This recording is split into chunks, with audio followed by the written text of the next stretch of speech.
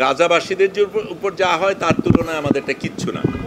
এই কর্মীদের উপরে সবচেয়ে বেশি আক্রোশ ছিল ইসরায়েলে, সবচেয়ে বেশি হত্যা করা হয়েছে সংবাদকর্মী এবং স্বাস্থ্যকর্মীদের। সবচেয়ে বেশি অপমান বোধ হয়েছে সেটা হচ্ছে বাংলাদেশি পাসপোর্ট তারা ছুঁড়ে মাটিতে যখন ফেলেছে। আমাদের আসল সংগ্রাম বাকি আছে, যতক্ষণ ফিলিস্তিন মুক্ত না হবে ততক্ষণ আমাদের সংগ্রাম চলতে হবে।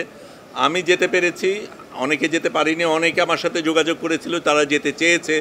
আমি মনে করি আরও হাজার এরকম ফ্লোটিলা যাওয়া দরকার, এবং যতক্ষণ না ফিলিস্তিন মুক্ত না হবে আমাদের এই সংগ্রাম চালিয়ে যেতে হবে। এটা ঠিক, আমাদের উপর নির্যাতন গেছে, কঠিন সময় গেছে, কিন্তু গাজাবাসীদের উপর যা হয় তার তুলনায় আমাদেরটা কিচ্ছু না। যেই জিনিসগুলি হয়েছে সেটা প্রথমে আমাদের একেবারে শুরু থেকেই যেই জিনিসগুলি ছিল, একেবারে প্রস্তুতির দিক থেকে অনেকগুলি সতর্কতার ব্যাপার ছিল, নিরাপত্তার ব্যাপার ছিল, অনেক কিছু আপনারা জানতে চেয়েছেন, আপনাদের জানানো যায়নি নিরাপত্তার কারণে, কিন্তু আমাদের একটা স্ট্র্যাটেজিক্যালি চলতে হয়েছে।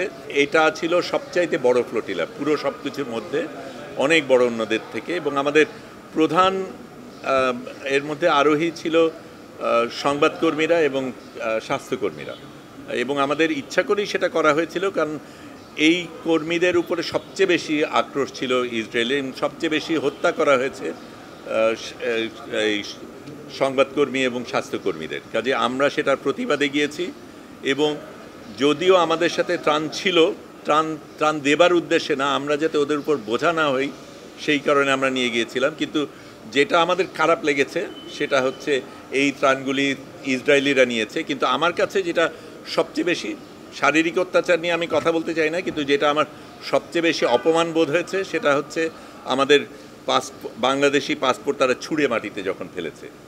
এইটা আমাকে ভীষণভাবে আক্রান্ত করেছে, এবং এই অপমান বোধের এটার জন্য আমাদের বিচার আদায় করে নিতে হবে, এবং কোনো দেশ আমাদের সাথে এইভাবে আচরণ করে পার পেয়ে যাবে সেটা যাতে না হয় আমাদের দেখতে হবে।